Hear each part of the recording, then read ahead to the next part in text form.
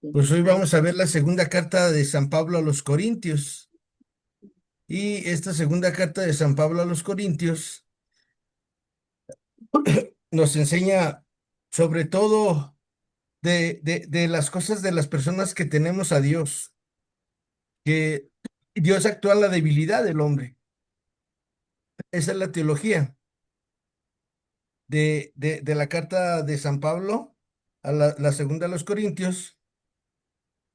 Y nos pide que pidamos por nuestros adversarios. A veces es muy feo vivir con tus adversarios en tu casa, a tu alrededor. Pero dice San Pablo en esta segunda carta a los Corintios que Dios reconcilió al mundo por medio del Evangelio y que nosotros a su ejemplo también tenemos que reconciliarnos con los demás. Difícil tarea para nosotros, pero Dios siempre está ahí para nosotros.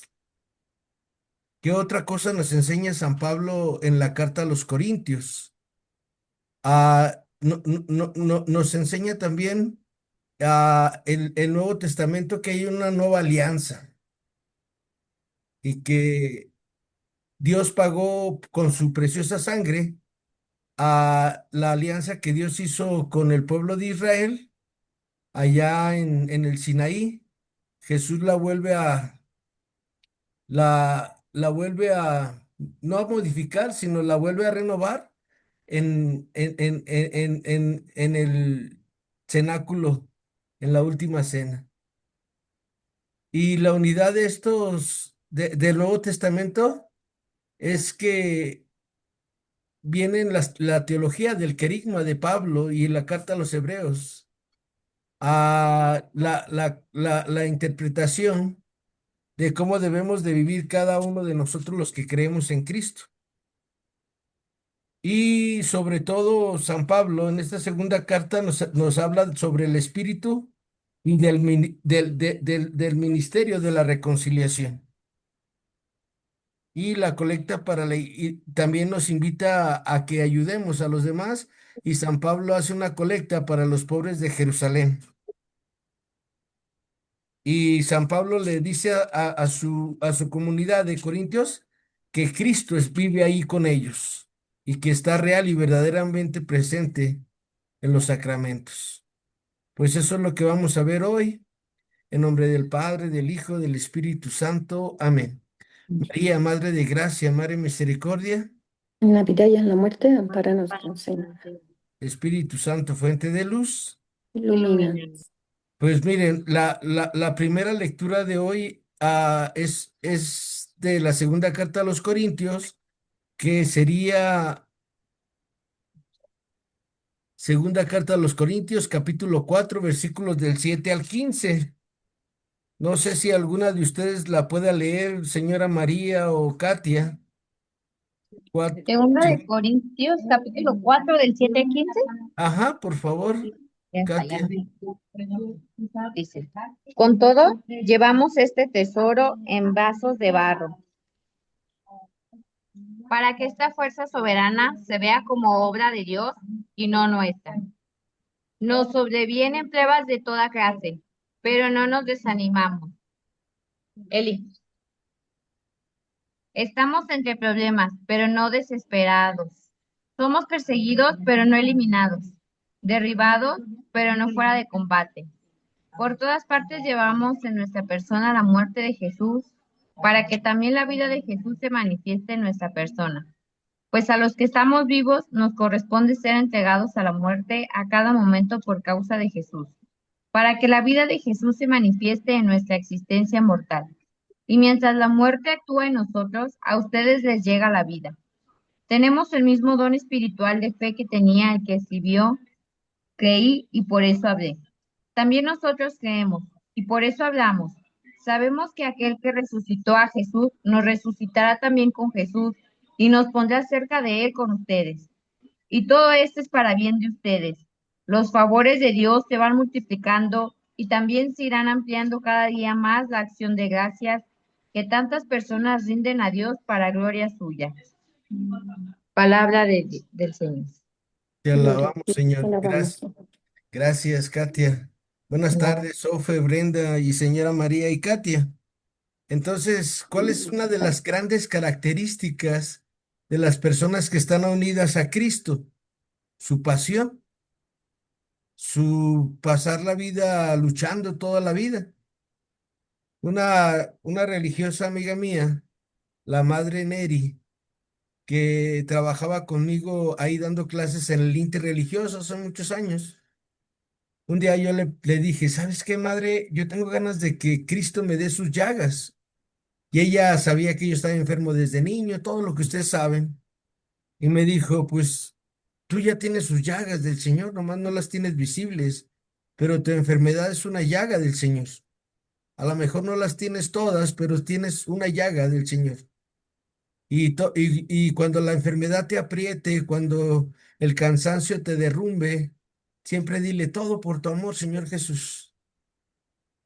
Y en este texto bíblico que tomé de la segunda carta a los Corintios, de eso nos habla Pablo, de que los buenos servidores de Cristo siempre terminan como su maestro, lapidados, flagelados, cargando la cruz y crucificados, pero que saben que van a resucitar, porque están unidos a la pasión, muerte y resurrección del Señor. Nosotros en este siglo XXI y en todos los siglos anteriores pensamos que la vida es pasársela bonito y en esta vida desdichadamente o benditamente no nos la podemos pasar bonito porque dice mi mamá que no hay corazón desocupado, que todos tenemos problemas, necesidades, pero que le digamos al Señor, todo por tu amor, Señor Jesús. Como le dijo el ángel de la paz a los pastorcitos, a Jacinta, a Francisco y a Lucía, hagan actos de reparación. Y eso es lo que se hace con nuestro dolor, con nuestra enfermedad, con las cosas que cada uno de nosotros tiene, ofrecérselas al Señor por el perdón de nuestros pecados y de los del mundo entero. Así que esta tarde pidámosle al Señor y que entendamos lo que la carta de San Pablo a los Corintios también nos habla, que cuando soy más débil soy más fuerte, porque Cristo actúa en la debilidad. Cuando soy más fuerte, cuando soy más débil soy más fuerte porque Cristo actúa en la debilidad. Son parámetros distintos a los que el mundo nos ofrece. Y por eso les recuerdo que nuestros enemigos naturales son el mundo, el demonio y la carne. Claro, de acuerdo a cada estado de vida, ¿eh? O sea, de acuerdo a nuestros estados de vida. Cada vocación tiene sus compromisos. Nosotros que somos laicos, pues lo primero es la familia. Los casados, pues con la esposa o con el esposo, con los hijos, con los nietos, los que ya tenemos nietos. Enseñarles este camino de salvación y enseñarles que la vida no es un cuento de Walt Disney, que entre más tengo yo, más estoy haciendo una injusticia, porque todo lo que yo tengo de más a alguien le hace falta. Y no está mal que cada quien tenga, lo importante es que seamos justos. Acuérdense de lo que les decía ayer, de la equidad y de la igualdad. La equidad es que cada quien tenga lo que necesita. Y la igualdad es que todos tienen lo mismo y no, es muy diferente, muy diferente. Y por eso San Pablo recalca en el capítulo 12 de esta segunda carta a los Corintios, a él le dice al Señor, Señor, quítame esta enfermedad, este aguijón. Y Dios le dice, mi gracia te basta. Y por eso la madre Neri me decía eso, tú dile todo por tu amor, Señor Jesús, todo por tu amor. Yo nunca he entendido esto, pero siempre ando con esto siempre en mi vida.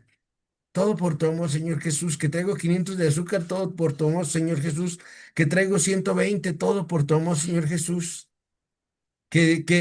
como las mañanas que hoy caminé hacia la Basílica de Zapopan, de ahí del tren ligero de Ávila Camacho hasta Zapopan, y me voy todo por tu amor, Señor Jesús, y en la subida que ya no puedo, todo por tu amor, Señor Jesús. Y ya iba pensando en por quién iba a ofrecer la indulgencia que iba haciendo mi caminata y pensé, no, ya sé, que el Señor la tome por quien Él quiera. Él sabe quién de los desaparecidos ya murió. Y todo por tu amor, Señor Jesús. Y cuando soy más débil, soy más fuerte porque Cristo actúa en la debilidad. Esa es la teología de esta segunda carta de San Pablo a los Corintios, acuérdense, ¿sale? Y que siempre pidamos por los demás y que tengamos siempre entendido que Cristo reconcilió consigo al mundo en Cristo. ¿Se acuerdan cuando el sacerdote levanta ya el cáliz y dice el cuerpo y la sangre de Cristo y dice, por Cristo, con Él y en Él, a ti Dios Padre Omnipotente, todo honor y toda gloria por los siglos de los siglos, y decimos, amén. Es el amén más grande. Cuando decía San Ambrosio y San Agustín, que cuando la gente gritaba el amén en sus tiempos de ellos, ahí en los muros retumbaban porque la gente estaba convencida de eso. Por Cristo, con Él y en Él, a ti Dios Padre Omnipotente, todo honor y toda gloria por los siglos de los siglos. Amén. Ahora yo me fijo en las personas que a veces nomás movemos la boca, pero pues falta de conocimiento, falta de formación para transformarnos. Pero es el momento más importante, más solemne, aparte de la consagración, ese momento cuando el sacerdote levanta el cáliz y el cuerpo de Cristo que dice, por Cristo, con Él y en Él, a ti Dios Padre Omnipotente, todo honor y toda gloria por los siglos de siglos. Amén. Que así sea, que así se haga. En ti esperamos, Jesús. Pues vamos a ir a la siguiente lectura de la carta a los Corintios. Y acuérdense, estamos en la segunda carta a los Corintios y en la carta Pablo pide a los cristianos que ayuden a sus hermanos más pobres y nos sitúa en la época del tercer viaje misionero de Pablo. ¿Cuántos viajes tuvo Pablo a lo largo a lo largo de 30 años? Que más o menos él fue lo que le predicó entre 25 y 30 años. Él predicó. Por qué digo que entre 30 y 25 años? Porque Jesús muere en el año 30. San Pablo se encuentra con Jesús más o menos en el año 37, 40, y Pablo muere en el año 64, 67. Por eso doy estos parámetros. Pero ¿qué fue lo que hizo? Muchos viajes, muchos viajes. ¿Y por qué Pablo hizo tantos viajes? Porque acuérdense que él era, sí, hebreo, pero era hebreo nacido en la diáspora. ¿Qué es eso de un hebreo nacido en la diáspora? Que había nacido fuera de Jerusalén. Pero sus papás seguían las costumbres, iban al templo en las fiestas, todo. O sea, allá en Damasco, había sinagogas y enseñaban la doctrina, todo. Pablo vino y estudió con Gamaliel. al- la, Él era rabino y Pablo siempre fue un buscador. Y cuando se encontró con Jesús, dijo, ya no busco nada. Pues Pablo hizo 4 viajes misioneros. Los 3 primeros fue libre. Y el cuarto viaje misionero que hace San Pablo, lo hace ya preso, custodiado. Pero con Pablo en el cuarto viaje misionero, va Lucas, van algunos de sus colaboradores. Y cuando llega a Roma, nadie va a acusarlo y dura 2 años preso. Y él ahí preso, la gente iba y platicaba con Pablo. Pablo celebraba la fracción del pan, educaba a la gente de Roma y dura 2 años preso y lo sueltan. Y como les decía ayer, San Pablo, en la carta a los romanos, donde nos dice, seguramente, dicen los exégetas y los hermeneutas son los que escudriñan a fondo la Sagrada Escritura. Dicen algunos de ellos, entre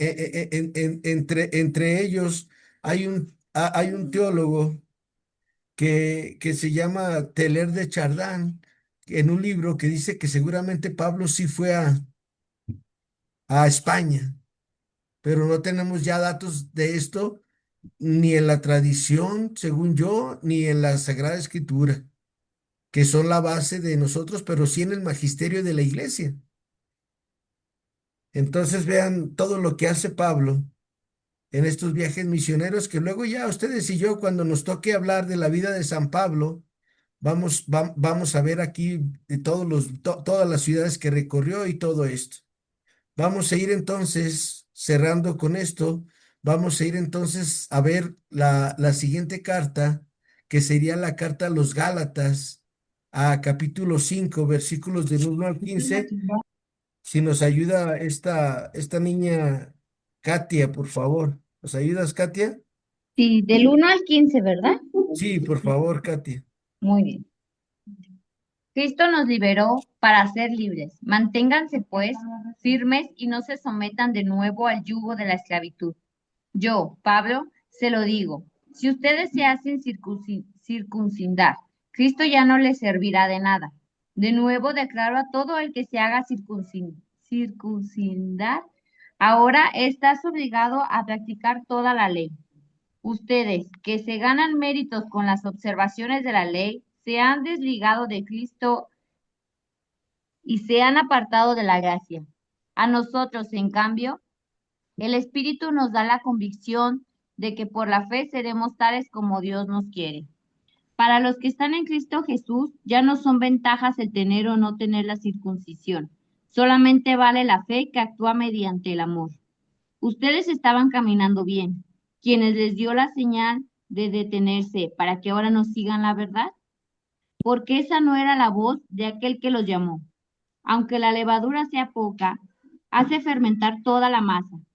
Tengo la convicción en el Señor de que no van a desviarse, pero el que los perturba, sea quien fuera, debe ser juzgado.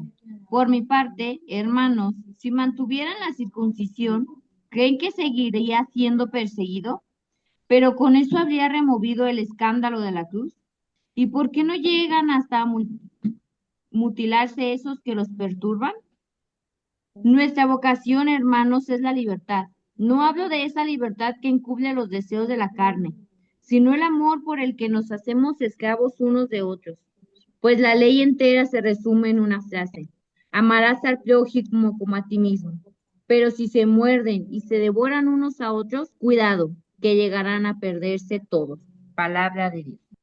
Te alabamos, Señor. Gracias, Katia. Alabamos, Señor. Brenda, tú tienes una pregunta, Brenda, adelante, por favor. Sí, es acerca de ahorita que dijo del magisterio de la iglesia. Lo he escuchado mucho, pero ¿me podría explicar qué es el magisterio de la iglesia? El magisterio de la iglesia, Brenda, es todo el catecismo que tenemos hoy.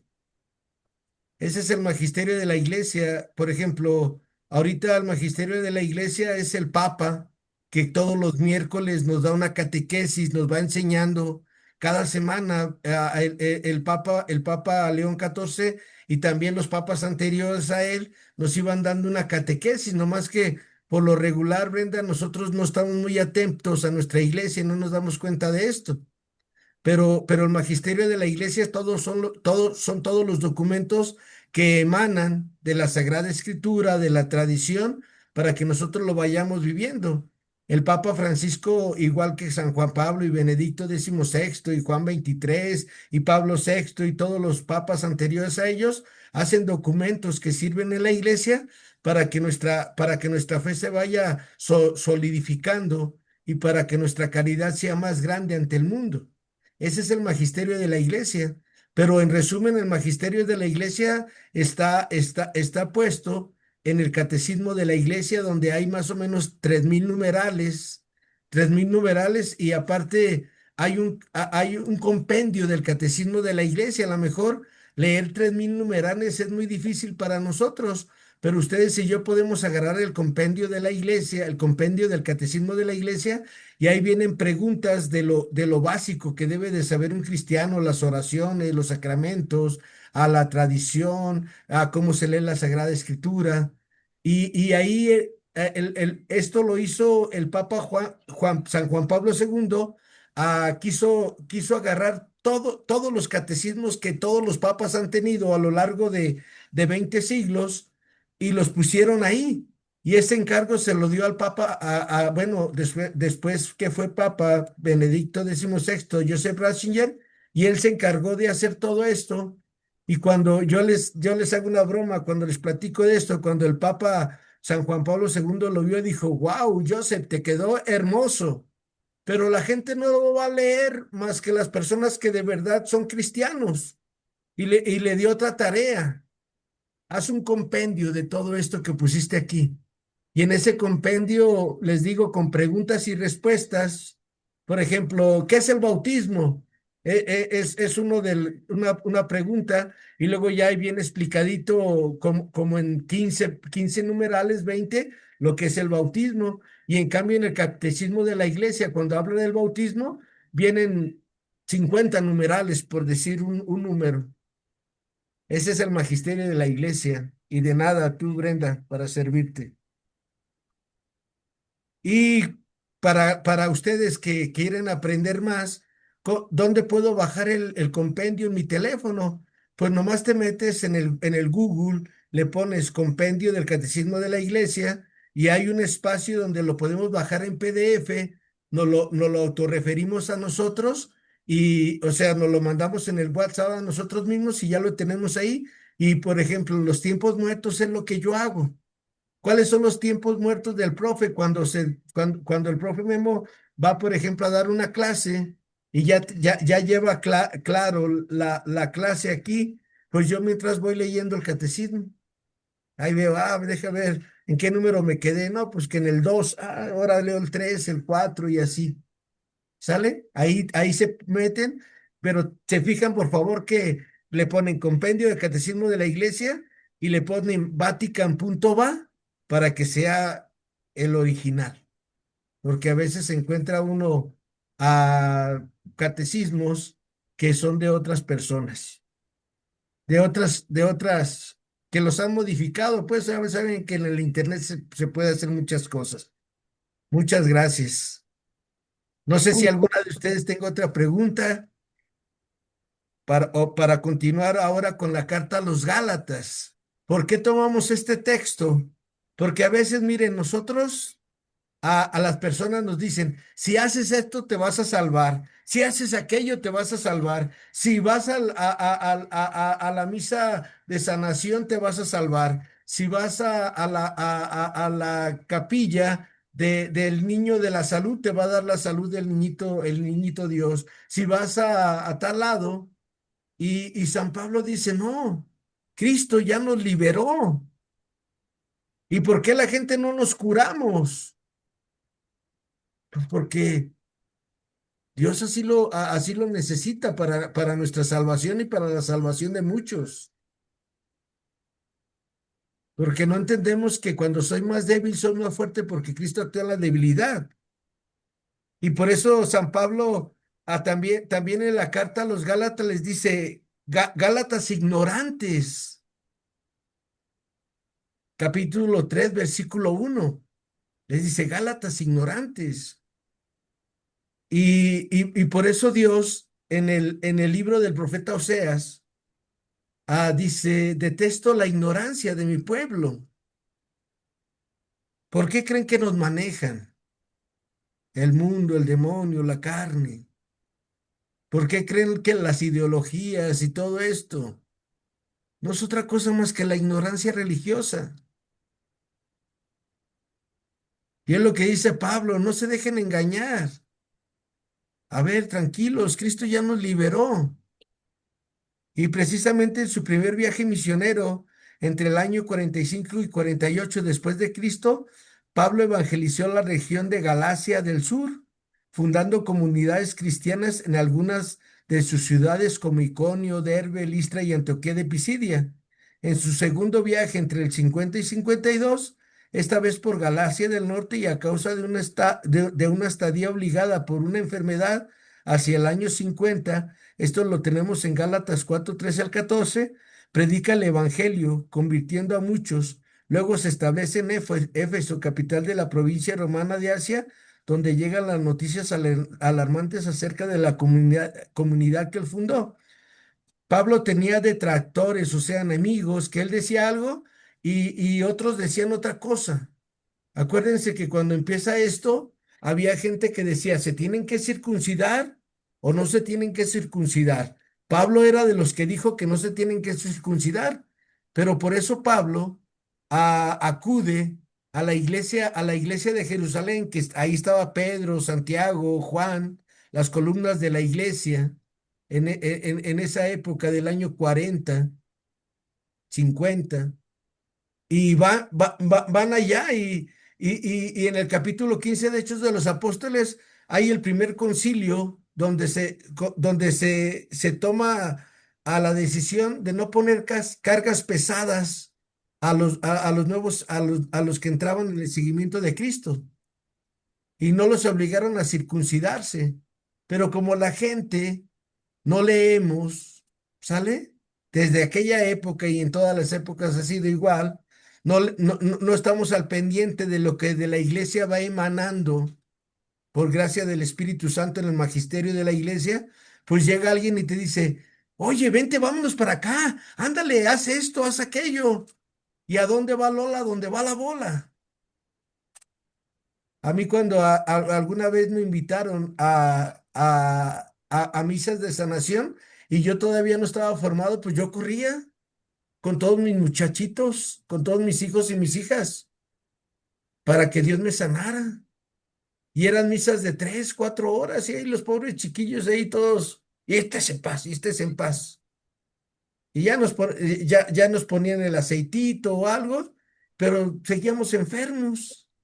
Hasta que un día le pregunté al padre Fidel Martínez y me dijo, mijo, todas las misas son de sanación.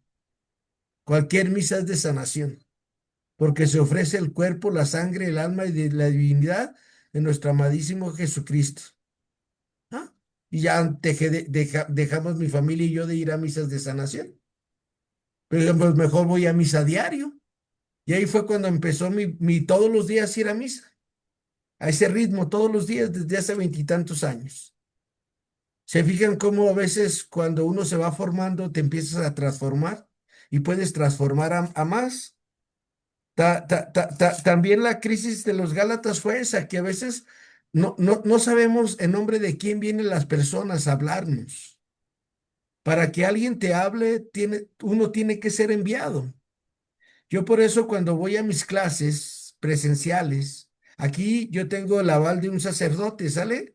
Que me autorizó dar estas clases. Nomás yo no les puedo dar un diploma a mis alumnos porque yo no soy una escuela.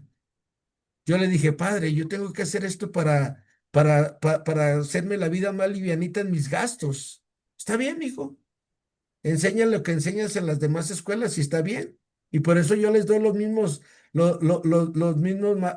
manuales que les doy allá en las escuelas que estoy registrado como maestro de Biblia. Tenemos un aval, ¿sale? De palabra de mi Padre espiritual.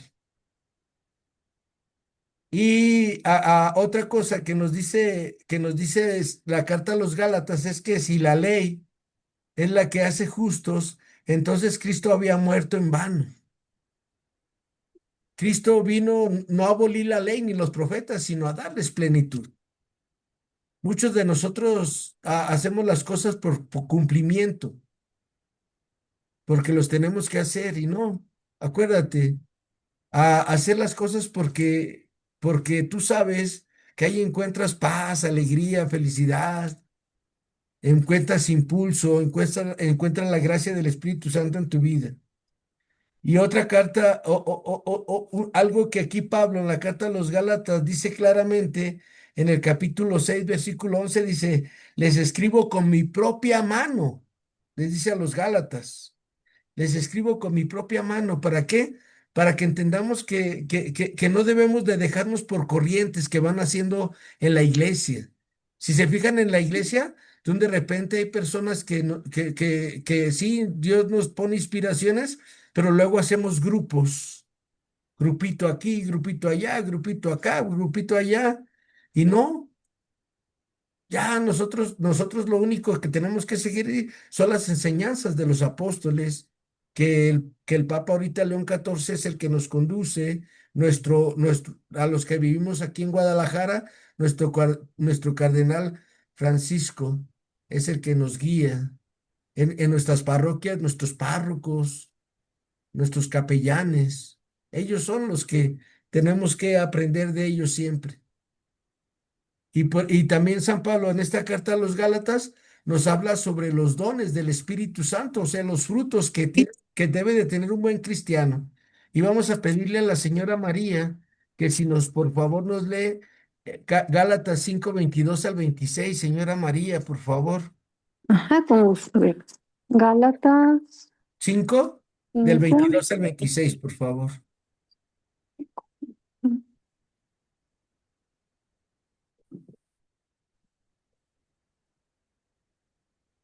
Habla, Señor, que tu siervo escucha.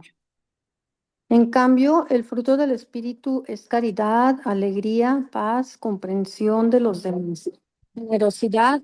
Si tengo abierto el micrófono, pues, Sí, sí, sí, ah, señor, gracias. bondad, fidelidad, mansedumbre y dominio de sí mismo. Estas son cosas que no condenan ninguna ley. Los que pertenecen a Cristo Jesús han crucificado la carne con sus impulsos y deseos. Si ahora vivimos según el Espíritu, dejémonos guiar por el Espíritu. Depongamos toda vanagloria. Dejemos de querer ser más que los demás y de ser celosos. Palabra de Dios. Te alabamos, Señor. Ahí están los frutos de un buen cristiano, ¿sale?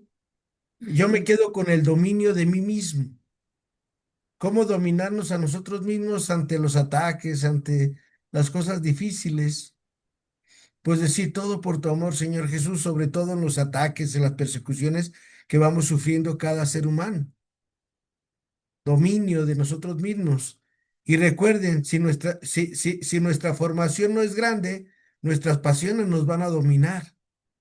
Si nuestra formación en la Sagrada Escritura, en el catecismo de la iglesia, en nuestra vida espiritual no está bien formada, nuestras pasiones siempre nos van a ganar. Y siempre vamos a ir a confesarnos, como una vez un padre me platicó que llegaba una religiosa y le dice, ya, ¿para qué le digo, padre? Soy la misma con los mismos. Pero no se puede así, ¿sale? No se puede así. O sea, tenemos que irnos superando poco a poquito. Acuérdense, Roma nos hizo en un día, pero nosotros tenemos que llevar ese estatus de a la hora de confesarnos, de tener nuestra confesión anterior aquí muy clara en la mente. Ay, a mí todo se me olvida, profe, a mí no se me olvida nada, gracias a Dios, ¿sale? Más que si me inyecté o no me inyecté, y si me tomé las pastillas o no me tomé las pastillas. Pero de todo lo demás me acuerdo re bien de mis pecados y los tengo así bien marcaditos. Ah, mira, estos dos pecados fueron los que confesé la vez pasada. Hay que superarlos para la siguiente semana. Y ahí van saliendo nuevos pecados que hay que ir superando. Pero solamente se hace cuando tenemos dominio de nosotros mismos. Y por eso les hablaba hace un momento que cada quien en nuestra vocación cristiana tenemos unas exigencias.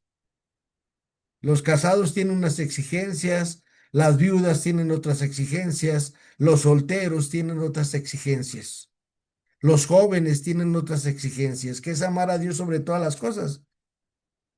Y al fin y al cabo es la misma exigencia, cumplir los 10 mandamientos.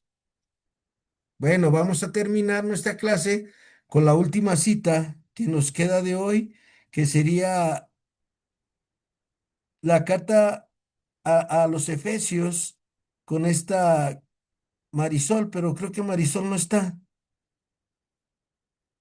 ¿Quién nos ayuda con esa carta a los Efesios? Capítulo 4, por favor, versículos del 17 al 24. Efesios 4, del 17 al 24, por favor. ¿Lo puedo leer, maestro? Sí, adelante, señora Imelda, por favor, gracias. Abre, Señor, mis labios, mi boca proclamará tu alabanza. Revístanse del hombre nuevo. Les digo, pues, y con insistencia les advierto en el Señor que no imiten a los paganos que se mueven por cosas inútiles. Si su inteligencia está en tinieblas, su ignorancia y su conciencia ciega, los mantienen apartados de la vida de Dios. Después de perder el sentido moral, se han dejado llevar por el libertinaje y buscan con avidez toda clase de inmoralidad. Pero ustedes no aprendieron así a Cristo, si es que de veras fueron enseñados y formados según Él, sabiendo que la verdad está en Jesús. Se les pidió despojarse del hombre viejo al que sus pasiones van destruyendo, pues así era la vida que llevaban, y renovarse por el Espíritu desde dentro. Revístanse pues del hombre nuevo, y y el hombre según Dios, que Él crea en la verdad, justicia y santidad. Palabra de Dios. Te alabamos, Señor. Hasta ahí Gracias. era. Pues. Sí, Ujú. gracias. Gracias, señora Imelda. Sí, de nada, Ah, maestro. acuérdense, revestirnos del hombre nuevo. Sale cada quien, cada uno y cada una de nosotros. Si te has encontrado con Cristo, de verdad, tu vida ya no va a ser igual. Claro, todo es formación paulatina, paulatina, poco a poco, para no confundirme. Poco a poco, despacio que voy de prisa, diría mi madre y mi padre. ¿Y cómo nos revestimos de este hombre nuevo, de esta mujer nueva? Haciendo todas las cosas, todo por tu amor, Señor Jesús. Así es como nos vamos revistiendo del hombre y de la mujer nueva, en nuestra vida. Acuérdense, todos tenemos un antes de Cristo y un después de Cristo. Claro, todos somos bautizados desde niños, la mayoría, pero hubo un momento en que Dios nuestro Señor nos dio la gracia de encontrarlo a Él. Y es poco a poco, pero el crecimiento cristiano se da cuando el hombre se educa en la fe. Y para estar educados en la fe necesitamos esos tres pilares de que les hablaba el otro día, que nuestra fe está fundada en estos tres pilares, en el magisterio de la iglesia, en medio un pilar que es la Sagrada Escritura, y el otro pilar de la mano derecha sería el magisterio de la iglesia y todos los documentos que van surgiendo día a día, mes a mes, papa por papa, en nuestras comunidades también. A veces los señores cardenales, nuestros señores cardenales hacen planes de trabajo y nosotros nunca los leemos. Pues por eso, ¿cómo vamos a estar formados, edad? Pero así es la realidad de nuestro cristianismo. Y por eso había un cardenal que se llama Francisco Javier Neguet Bantuán. Él tiene un libro muy famoso, muchos libros, pero a mí me gusta mucho un libro que se llama Cinco panes y dos peces del cardenal Francisco Neguet Bantuán. Y él, este cardenal que ya está en proceso no de beatificación, sino de hacerlo siervo de Dios, hace muchos años que supe que ya le estaban haciendo su proceso, él decía, prefiero tener una diócesis con 100 personas bien formadas que con miles de personas que no saben ni qué es el cristianismo. ¿Por qué? Porque, pues, ¿a dónde va Lola? ¿A dónde va la bola? Yo a veces me fijo, fíjense, a mí, ustedes saben que yo soy un educador, Dios me dio esa gracia. Ni yo me educaba y ahora quiero educar a todo el mundo. A veces cuando el Padre dice lectura del Santo Evangelio según San Juan y nosotros contestamos, Gloria a ti, Señor. Y hay muchas personas que contestan, Gloria a ti, Señor Jesús. Me dan ganas de voltear mi jala las orejas y decirle, aquí no se dice gloria a ti, Señor Jesús. Aquí le estamos dando la gloria, fíjense, ¿eh? Estamos dando la gloria al Padre por la palabra de su Hijo. Y ya cuando el Padre termina y dice, ahora sí dice, palabra del Señor. Y ahora sí todos decimos, gloria a ti, Señor Jesús, porque has venido a educarnos, has venido a enseñarnos, has venido a motivarnos para que vivamos de acuerdo a tus enseñanzas. Hay un sacerdote en la Basílica de Zapopan, tengo mucho que no lo veo, pero que espero que ande de vacaciones, es un fray ya viejito, y él cuando dice lectura del Santo Evangelio según San Juan, y él en el micrófono le dice a la gente, gloria a ti, Señor, para que nadie diga más, gloria a ti, Señor Jesús. ¿Se fijan lo que pasa? Y les pido que ustedes pongan atención a ver si no es cierto que, ojalá que en sus parroquias no pase esto. Pero tenemos que educarnos, ese es el hombre nuevo. Ay, profe, no es para tanto, sí es para tanto, discúlpame, porque la Eucaristía tiene 2000 años que los que estuvieron ahí en la última cena nos la presentaron cómo se debe de vivir y nosotros la destruimos también en el rito de la paz. La paz del Señor esté con ustedes y con tu espíritu. Y volteamos y saludamos a todo el barrio. No, cuando nosotros es el momento de la paz, mano izquierda, mano derecha y ya. Y si alguien de los de adelante voltean contigo, pues la paz. Y ya, es todo. Y te voy a decir el por qué. Porque cuando uno ofrece la paz al otro, claro, le digo, es ignorancia religiosa. Si yo, por ejemplo, le doy la paz a la señora María y a la señora Imelda en misa, yo les estoy diciendo en qué las puedo servir. Aquí estoy a sus órdenes, ¿eh? De lo que yo tengo, ya saben. Como ustedes son mi familia, son mis hermanas, aquí está. ¿En qué las puedo servir? ¿En qué las puedo ayudar? Eso es lo que ofrecemos cuando decimos la paz. Ahora imagínate los que se agarran y saludan a todo mundo. Vamos para que veas todo el trasfondo que tiene cada acto en la liturgia. Y por eso tenemos que ser esos hombres y mujeres nuevos para educar a los demás. Que María, nuestra Madre de Fátima, que mañana vamos a celebrar, 1917, 109 años de su aparición, de su manifestación a Lucía, a Jacinto, y se me olvidó la otra, Lucía,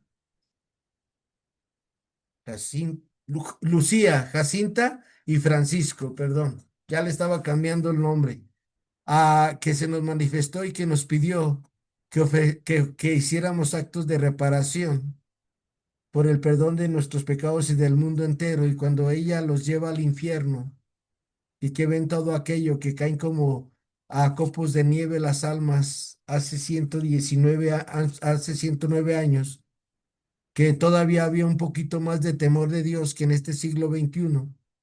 Imagínense ustedes y yo que nos estamos educando lo que tenemos que hacer, nuestros trabajos, nuestras alegrías, a lo que hacemos todo el día. Señor, te lo ofrezco en reparación de mis pecados y de los del mundo entero. Señor, te lo ofrezco en reparación de mis pecados y del mundo entero. Que cada paso que demos le digamos, Señor, por el perdón de mis pecados y de los del mundo entero. ¿Les parece bien? Que María, nuestra Madre, nos cubra con su manto, en nombre del Padre, del Hijo, del Espíritu Santo. Amén. Y las espero mañana en la clase, primeramente Dios. Muchas gracias, Katia, señora María, Lupita, Brenda, Ofe Macías, señora Imelda, Marisol y Margarita. Mañana continuamos, primero Dios. Gracias, maestro. Buenas Gracias. Buenas tardes. Gracias.